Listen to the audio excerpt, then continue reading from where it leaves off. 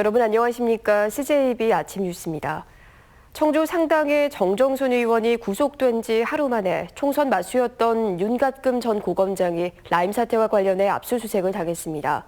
청주 상당 현역 의원은 구속되고 야당 유력 주자는 검찰 수사에 직면하면서 내년 4월 재선거 가능성을 염두에 둔 정치권의 물밑 움직임이 빨라질 전망입니다. 조상우 기자입니다. 정정순 의원은 자신을 고발한 회계 책임자 A씨가 300만 원 이상 벌금형이 확정되면 당선 무효가 되는데 A씨는 정 의원 낙마를 위해 항소를 포기할 수 있다는 뜻을 주위에 밝혀온 것으로 알려졌습니다. 정 의원 재판이 끝나지 않더라도 A씨 재판 속도에 따라 청주 상당은 내년 4월에 재선거가 치러질 가능성을 배제할 수 없는 것입니다.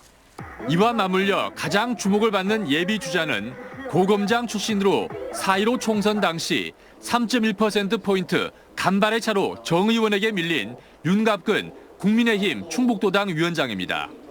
그런데 라임펀드 비리 사건을 수사 중인 서울 남부지검이 윤갑근 위원장의 서울 변호사 사무실과 청주 사무실을 압수수색했습니다. 윤갑근 위원장은 지난달 라임 청탁 당사자로 지목됐을 당시 정식 자문 계약을 맺고 세금 처리까지 한 정식 자문료로 로비설을 전면 부인했지만 지역 정치권은 압수수색 배경과 파장을 예의주시하고 있습니다. 현역 의원은 구속되고 유력 야당 주자는 검찰 수사에 직면하면서 상당의 물밑 움직임은 한층 빨라질 것으로 보입니다. 4.15 총선 당시 민주당에선 김영근 전 도의장과 이현웅 전 한국문화정보원장이 정 의원과 공천 경쟁을 벌였습니다. 하지만 재선거가 유력시될 경우 새로운 인물이 등장할 가능성을 배제할 수 없습니다. 국민의힘에서는 흥덕구로 선거구를 옮겼던 정우택 전 의원의 행보가 다시 주목되고 있습니다. CJB 뉴스 조상우입니다. 초등 돌봄 문제를 둘러싼 갈등이 풀리지 않으면서 결국 돌봄 전담사들이 파업 수순을 밟게 됐습니다. 하지만 학부모 단체에서는 아이들을 인질로 삼는 행위라며 반발하고 있고 교육단체 사이에선 지자체 이관 문제를 두고 의견이 갈리고 있습니다. 김기수 기자가 취재했습니다. 초등학교 돌봄 전담사들이 오늘 파업에 들어갑니다. 돌봄의 공공성 강화와 함께 체계적인 정책 지원을 촉구하기 위해서입니다. 특히 교육부가 돌봄 주체를 지자체로 이관하는 것은 결국 민간 위탁으로 이어지는 문제가 있다고 말합니다. 민간 위탁으로 인해서 돌봄의 질이 하락할 것으로 예상을 하고 있고요. 또 더불어서 돌봄 전담사들의 고용 안정도 담보할 수 없고 그리고 처우도 지금보다 더 열악해질 것을 우려하고 있습니다. 교사단체 의견은 엇갈립니다. 전교조는 돌봄 전담사의 의견에 동조하는 반면 또 다른 교사단체인 충북교사노조는 돌봄 사업 지자체 이관에 긍정적인 시각입니다. 마을 공동체가 아이를 같이 키울 수 있는 계기를 마련할 수 있다는 논리입니다. 학생들이나 혹은 청소년들이 갈 만한 공간들이 없어서 굉장히 학부모님들이 불안해하고 있었던 게 사실인데요. 지자체 주도 하에 학교는 장소와 공간을 제공하는 형태로 이루어져야 된다는 것이 학부모 단체는 돌봄 확대에 관한 법안이 갈등만 부추기고 있다며 법안 철회를 요구하면서도 아이들을 볼모로 하는 파업에는 단호히 반대하고 있습니다. 실수요자인 학부모들의 의견이 가장 많이 반영이 되어 있었어야 된다고 보는데 언제까지 아이들이 피해를 봐야 되는지 그 부분에서 학부모 입장으로서 굉장히 좀 안타깝고 돌봄 전담사들은 1차 파업 이후에도 추가 파업을 예고하면서 갈등을 풀기 위한 교육당국의 노력이 절실해 보입니다.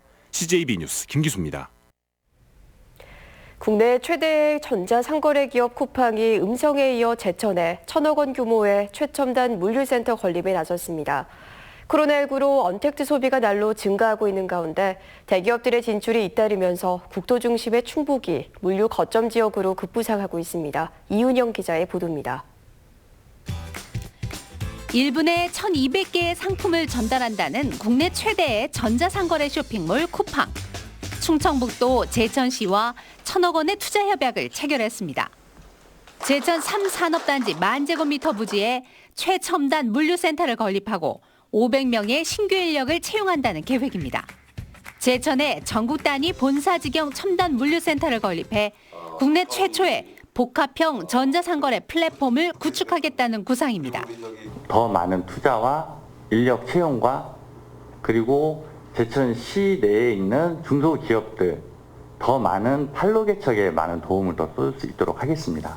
내년까지 토지 분양을 마치고 이듬해 착공해 2023년 6월 준공을 목표로 하고 있습니다. 제천시는 별도의 TF를 구성해 행재정적 지원을 아끼지 않겠다고 밝혔습니다. 쿠팡이 제천의 입지를 계기로 해서 우리 제천이 더 전국적으로 기업하기도 좋은 도시로도 각광받을 수 있는 그러한 시발점이. 쿠팡은 지난 7월에는 음성군과 1,000억 원의 투자 협약을 맺고 대규모 물류센터 건립을 약속했습니다. 진천에는 롯데 매머드급 물류센터 공사가 한창입니다. 3,000억 원을 투자해 하루 150만 박스 물량을 처리할 수 있는 최첨단 택배 메가 허브 터미널이 2년 뒤 완공됩니다. 코로나19로 언택트 온라인 시장 규모가 더욱 확대됨에 따라 롯데와 쿠팡 등 대기업들이 앞다퉈 최고의 입지 조건을 가진 충북으로 향하고 있는 겁니다.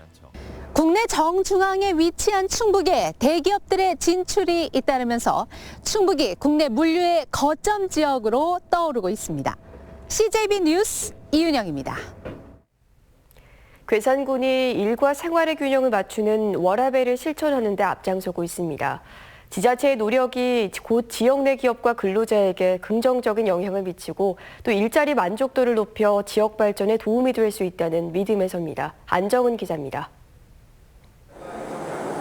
괴산군 유기식품 산업단지에 들어선 한 식품 가공 공방입니다. 육류, 채소 등 지역에서 나고 자란 유기농 식자재를 활용해 건강한 먹을거리를 만들어내고 있습니다. 괴산군은 유기농 자원을 활용한 지역 내 일자리를 창출하는 데 앞장섰고 지난 9월 전국 지방자치단체 일자리 대상 최우수상을 받았습니다.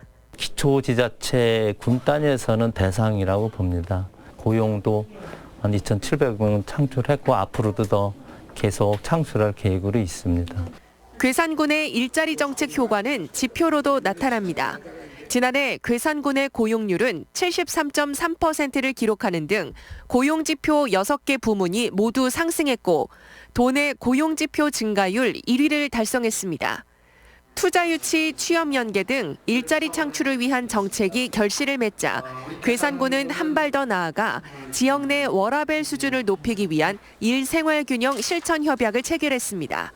워라밸에 대한 자치단체의 관심과 노력이 일선 노동 환경에 긍정적인 변화를 만들어내길 기대하고 있습니다. 기업 활동을 하는 분들, 또 근로자분들 이런 분들에게 그런 것들을 통해서 새로운 그 워라밸에 대한 의지와 또 필요성 이런 것들을 확산하는 그런 계기가 되지 않겠나 싶습니다. 괴산군은 일생활 균형을 위한 근무혁신 10대 제안을 적극 실천하는 등 행복한 직장 문화가 정착할 수 있도록 지원할 계획입니다.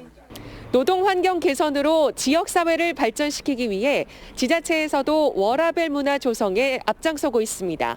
CJB 뉴스 안정은입니다. 충북 자치연수원의 제천 이전 사업이 행정안전부의 지방재정투자심사를 조건부 통과했습니다. 해관부는 연수원 이전 사업을 승인하면서 청주 가덕면에 위치한 현 청사 활용에 대한 구체적인 방안을 수립하라는 조건을 달았습니다. 이번 심사 통과로 자치연수원 이전에 대한 행정 절차는 사실상 마무리됐으며 충청북도는 부지 매입이 완료되는 내년 11월 착공에 들어갈 계획입니다. 전 남편과 의붓아들을 살해한 혐의로 재판에 넘겨진 고유정에 대해 어제 대법원이 무기징역을 확정한 가운데 청주에서 발생한 의붓아들 살인 혐의는 무죄가 확정되면서 미제 사건으로 남게 됐습니다. 경찰은 지난해 3월 발생한 의붓아들 사망 사건과 관련해 뒤늦게 수사를 벌여 고유정을 범인으로 지목했지만 법원은 간접 증거만으로는 고유정을 범인으로 특정하기 어렵다고 결론 내렸습니다. 가칭 오창밸리가 충북판 판교밸리로 본격 추진됩니다. 충청북도는 어제 오창밸리 조선전략 연구영역 착수보고회를 갖고 오송과 오창을 중심으로 진천 음성혁신도시, 충주 일대까지 확장된 첨단 바이오, IT혁신밸리를 조성하기로 했습니다. 연구영역은 8개월간 충북연구원이 수행하며 오창밸리를 판교밸리에 견주하기 위한 구체적인 세부 추진 방향을 도출하게 됩니다. 청주시가 내곡동 문화제조창 단지 일대를 지칭하는 문화제조창 C의 명칭을 문화제조창으로 바꾸기로 했습니다.